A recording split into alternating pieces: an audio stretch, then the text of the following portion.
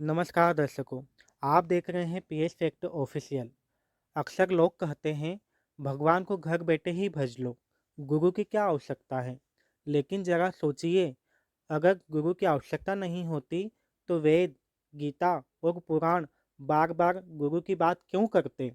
गीता अध्याय 4 श्लोक 34 में कहा है कि तत्व ज्ञान तत्वदर्शी संत से ही प्राप्त होता है। इसे एक उदाहरण से समझते हैं। राजा के शब्द में शक्ति होती है। वह बोले तो तुरंत आदेश लागू हो जाता है। लेकिन वही शब्द कोई आम व्यक्ति बोले तो उसका कोई असर नहीं होता।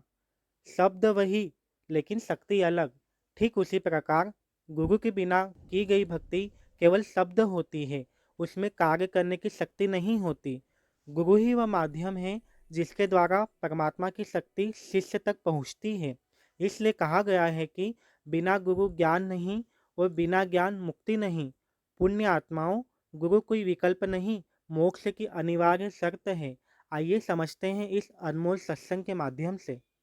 गरीब साध साध सब नेक हैं, आप अपनी ठोरे, जो सतलोक ले जावेंगे वो साधु कोई और। कि वो परमात्मा सतलोक में रहता है, वहां से चलकर आता है। अच्छी आत्माओं को, जो दृढ़ भक्त होते हैं, उनको मिलते हैं तो क्या करते हैं, उनको तत्व ज्ञान से परिचित कराते हैं, अपने से परिचित कराते हैं और सचखंड सतलोक लेकर जाते हैं। फिर उनको वापस छोड़ देते हैं ताकि ये मेरे गवाह बने। अपना आत्माओं वेद बताते हैं भगवान ऐसी लीला करता है, और जिनको परमात्मा मिले उन महापुरुषों ने यही बताया है कि भगवान ऐसी लीला करते हैं। और वो परमात्मा है कौन जिसको हम पहचान सकें कि भगवान कौन है। तो जिन महापुरुषों के दास ने शुभ नाम अभी आपको गिनाए थे, उनमें से इन महापुरुषों ने सभी ने परमात्मा की गवाही दी है, एफिडेविट दिया है।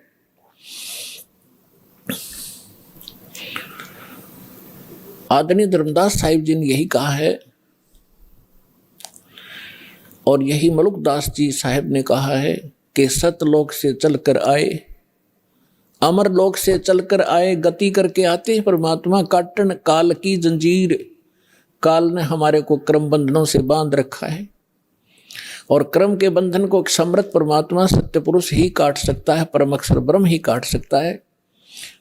क्रम के बंधन को, कर्म को, प्रारब्ध में किस्मत में लिखे हुए लेख को या संचित कर्म को न तो श्री ब्रह्मा, ना श्री विष्णु, ना श्री शिव, ना देवी दुर्गा, और ना ब्रह्म ना परब्रह्म, केवल परम अक्षर ब्रह्म ही काट सकता है।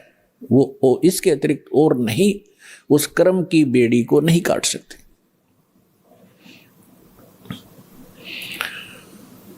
तो सभी महापुरुषों ने बताया है।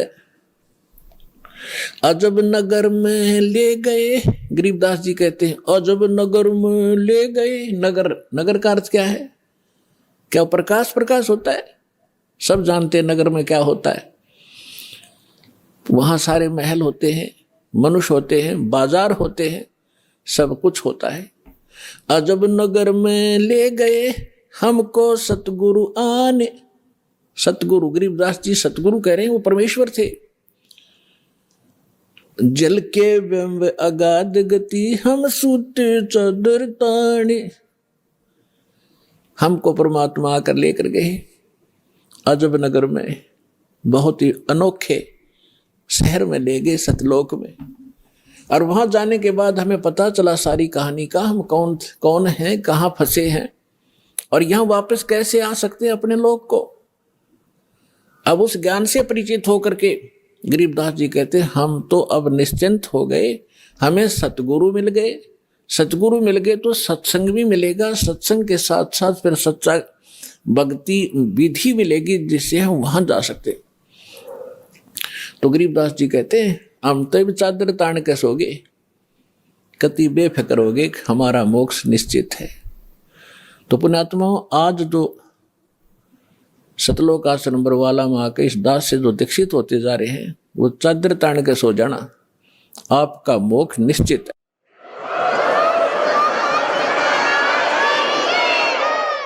लेकिन रहना मर्यादा में, और मर्यादा में भी तभी रहोगे जब आपको यहाँ का दुख दिखेगा और वहां के सतलोक के सुख का आपको आभास होगा। और फिर धीरे धीरे कैसा समाज बनेगा, या माया की जो दौड़ है या आग लगी हर एक के अंतःकरण में, या शांत होएगी। आप माया के पीछे किस लिए भाग रहे हो? बड़ी कोठी बनाऊंगा, गांव नगर में मेरी शोभा होगी, फिर लड़का लड़की ब्याह होगा, खूब बैंड बाजे बजवाऊंगा, तू करवा के, और खूब दान दूंगा, लोग देखेंगे बड़ा दान करा भाई इसने। तो ये दोनों बीमारी आपका समझ में आ जाएंगी कि आज तू बेटी ब्याह रहा है या बेटे का ब्याह कर रहा है, और कल मृत्यु होगी, फिर कहाँ गए तेरे वो तू टक्कर मार कर रोएगा। तो पुण्यात्माओं, यह सच्चाई है, आज तक को बताने वाला दृढ़ता से सामने आ नहीं सका। ये सारे नकली हैं, ये केवल वही बातें करते हैं जो समाज में अच्छी लगे। वो डॉक्टर नहीं होता जो ब्लड प्रेशर के मरीज को, हाई ब्लड प्रेशर के मरीज को कहे घी खा ले छक्के, वैसे खा कोई दिक्कत नहीं, वो दुश्मन है उसका। तो पुण्यात्मा इसी प्रकार के जितने भी हैं ये सच्चाई नहीं कह सके, क्योंकि उनके ऊपर परमात्मा कबीर का पंजा नहीं था। इस दास के ऊपर दया हुई है, संघर्ष बहुत करना पड़ रहा है, लेकिन परमात्मा का साथ जिसके साथ होता है वो हार नहीं होती उसकी, क्योंकि हमारा उद्देश्य कल्याण है। पर पूरे विश्व का कल्याण लेकर चल रहे हैं हम, पूरे मानव का कल्याण होगा, पूरे प्राणियों का कल्याण होगा। क्योंकि जैसे आज ये परमात्मा की वाणी है, इसमें इतनी शक्ति है जो स्वयं परमेश्वर ने आके बोली है। उसके बाद फिर गरीबदास जी के माध्यम से जो वाणी बुलवाई है, उन्होंने वही वाणी एजडी दे दी, और उस वाणी को फिर दास बोल रहा है। यानी अधिकारी के द्वारा जो वाणी बोली जाती है उसका असर होता है। पहले भी आपको बहुत बार सुनाया है, जैसे एक राजा की पत्नी एक शिष्य थी संत की। राजा इसका विरोधी था कि ये गुरु बनाने की आवश्यकता नहीं होती, राम राम घर बैठ के कर ले। तो राजा के इस भ्रम को निवारण के लिए संत ने एक थोड़ा सा एक फार्मूला अपनाया था। राजा गया उस संत के आश्रम में अपनी पत्नी के साथ कि महाराज क्या गुरु बनाना जरूरी होता है क्या? क्यों मूर्ख बनाते हो जनता को? भगवान घर बैठ के बज सकते हैं, कोई भी कर ले राम राम, इतना राम नाम ले ले। तो संत जी ने सोचा ये राजा है, यहाँ नाराज घना हो जाएगा। जब मैंने कुछ उल्ट सुल्ट जवाब दे दिया तो उसको कहा, राजन अब मुझे अपनी भक्ति का समय हो गया है, इसमें काफी समय लगेगा, मैं आपका प्रश्न का उत्तर दूंगा, मैं कभी घर आऊंगा आपके वहां दे दूंगा, वहां कभी आपको विस्तार से समझाऊंगा, तब समझ में आएगी। राजा बोला ठीक है।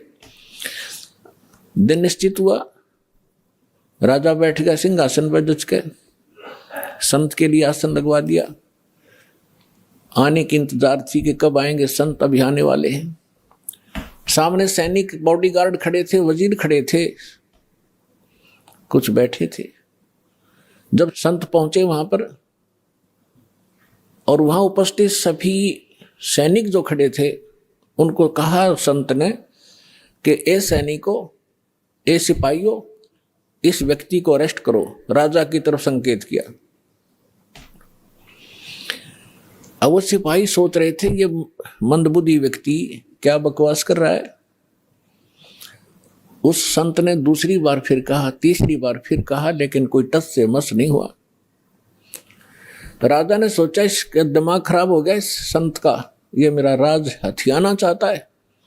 राजा ने कहा कि इसको अरेस्ट करो, सैनिकों को। यही शब्द उसने बोले, यही वो संत बोल रहा था।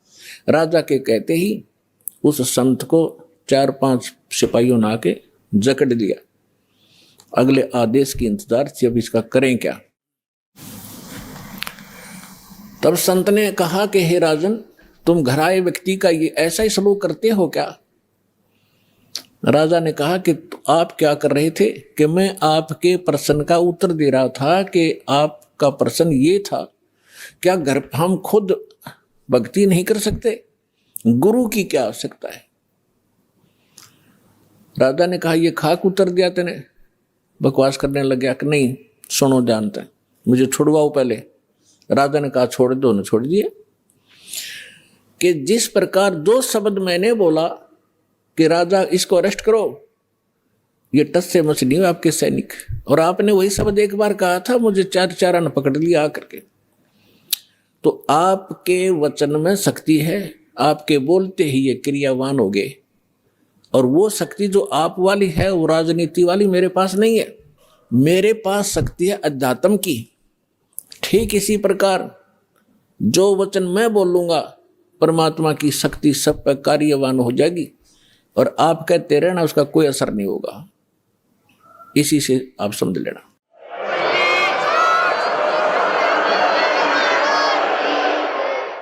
तो इसी प्रकार ये दास उस परमात्मा का कृपा पात्र है, उसी की कृपा से ये सच्चा ज्ञान आप तक पहुंच पा रहा है। तो उस परमात्मा का आदेश और फिर इस दास के मुख से आगे चलेगा, ये सर्व प्राणियों का कल्याण करेगा। इसका तरीका देखो, परमात्मा ने कैसा एक अनोखा तरीका अपनाया है। कैसे चिप बनवा दी, मेमोरी कार्ड जिसको कहते हो, टेलीविजन प्रोजेक्टर बनवाए, इंटरनेट वेबसाइट यूट्यूब बनवा दी। अब जो घनी अच्छी आत्माएं होती हैं पूर्व जन्म, वैसे तो घनी अच्छी आत्मा है वही तो मनुष्य जीवन प्राप्त कर रही हैं, उनसे भी अच्छी आत्माएं हैं वो भगवान के लिए भटक रही है, और उनसे भी वो अच्छी आत्मा है जो सतगुरु और सत्संग और सतनाम प्राप्त कर रही है। तो आप जो सतलोक आश्रम बरवाला जिला हिसार हरियाणा में आ रहे हो, ये तीसरे नंबर की सर्वश्रेष्ठ आत्माएं हो जो आपको शीघ्र से परमात्मा का ये मार्ग ठीक मिल गया। तो जो अन्य भी हैं उनके लिए परमात्मा ने ये तरीका अपनाया है सर्व प्राणियों के कल्याणार्थ। ये वाणी जो दास बोल रहा है रिकॉर्ड हो रही है, मेमोरी कार्ड बन रहे हैं, टीवी पर चल रहे हैं, आप घर पर चलाते हो, पशु पक्षी भी होते हैं, चींटियां भी होती हैं, मच्छर माखी भी होती हैं, उन सब के ऊपर ये वाणी अपना प्रभाव करेगी। काल ने जैसा जुल्म किया था उतना ही उससे भी अधिक रहम अब परमात्मा ने अपनी आत्माओं पर किया है। चींटी से लेकर हाथी तक, रंग से लेकर राजा तक, ये सारे कबीर परमात्मा की बच्चे आत्माएं हैं। इस काल ने हमारा उलिया बिगाड़ दिया, हमारी दुर्गति कर दी, कुत्ते गधे सूर बनाकर हमें क्या डंगा खिला रहा है, और हम क्या खाते थे सतलोक में, कैसे रहते थे, कैसा सुख था वहां पर। अब आप तो भूल भाल गए, हम सब भूल भाल गए, भगवान ना कर फिर जगाए, यथार्थ ज्ञान को बताया। उससे पहले काल ने परमात्मा और सतलोक का नाम लेकर, कबीर जी का नाम लेकर के, और फिर और दूना ज्ञान फैलवा दिया। तो ये सभी उस परमेश्वर की आत्माएं हैं, उनके लिए परमात्मा ने ये समय फिक्स कर दिया था कि चौथा युग जब कलयुग आई तब हम अपना अंश पठाई। काल फंद छूटे नरलोई, सकल सृष्टि परवानी खोई, घर घर देखो बोध विचारा, सत नाम सब ठोर उचारा। कलयुग बीते 5500 पाचा, जब ये वचन मेरा होगा साचा, कलयुग बीत जावे जब एता। परमात्मा ने कहा है कि सर्व प्राणी, सकल सभी प्राणी परम पुरुष पद चेता, परम पुरुष यानी परम अक्षर ब्रह्म पूर्ण परमात्मा के पद, पद यहां दो का बोधक है। एक तो गीता अध्याय नंबर 15 के श्लोक नंबर 4 में कहा कि अर्जुन, तत्वदर्शी संत की प्राप्ति के उपरांत तत्व ज्ञान रूपी शस्त्र से इस ज्ञान को काटकर उसके पश्चात परमेश्वर के उस परम पद की खोज करनी चाहिए, जहां जाने के बाद साधक लौटकर फिर संसार में कभी नहीं आते, यानी पूर्ण मोक्ष प्राप्त करते हैं। गीता अध्याय नंबर 18 के श्लोक नंबर 62 में कहा कि अर्जुन, तू सर्वभाव से उस परमेश्वर की शरण में जा, उसी परमेश्वर की कृपा से तुम परम शांति को और सनातन परम धाम, सनातन शाश्वत स्थान, उस स्थान को, उस परम पद को प्राप्त होगा। और यहां दूसरा पद का अर्थ है पद्धति, पद्धति माने परमात्मा के पाने की यथार्थ विधि, वो ज्ञान। तो परमात्मा कहते हैं कि कलयुग बीत जावे जब एता, 5505 कलयुग जब बीत लेगा, उसके पश्चात पूरे सभी सकल सृष्टि, सारे प्राणी परमेश्वर के उस परम पद के चेता होंगे। चेता माने जानकार, ज्ञाता। और सतनाम सब ठोर उचारा। आज तक सतनाम ये बक्या करते थे, न कख नहीं पता सतनाम है क्या चीज। सतनाम 2 अक्षर का मंत्र है, जिसमें एक ओम है, एक तत् है। ये मूल मंत्र है जो दास आपको देता है। जैसे इन कमलों में बैठे जितने भी देवता हैं, ये अधिकारी हैं यहाँ के। तो हम अपने लोग को तभी जा सकते हैं जब हम यहाँ सब के नो डू सर्टिफिकेट ले लेंगे, क्लियरेंस मिलेगी। हम इनके ऋणी हैं, तभी हम यहाँ बांध रखे इन्होंने। तो प्रथम जो मंत्र आपको दिया जाता है 7 नाम का है। ये पहले 5 नाम का शुरू किया था परमेश्वर ने, धीरे धीरे आने वालों ने वो खत्म कर दिए, वो वैसे और नाम सेलेक्ट कर लिए हैं। तो ये मूल मंत्र है। ये प्रथम मंत्र भी मूल मंत्र है, और सतनाम भी मूल मंत्र है, और सार नाम ये मूल मंत्र है।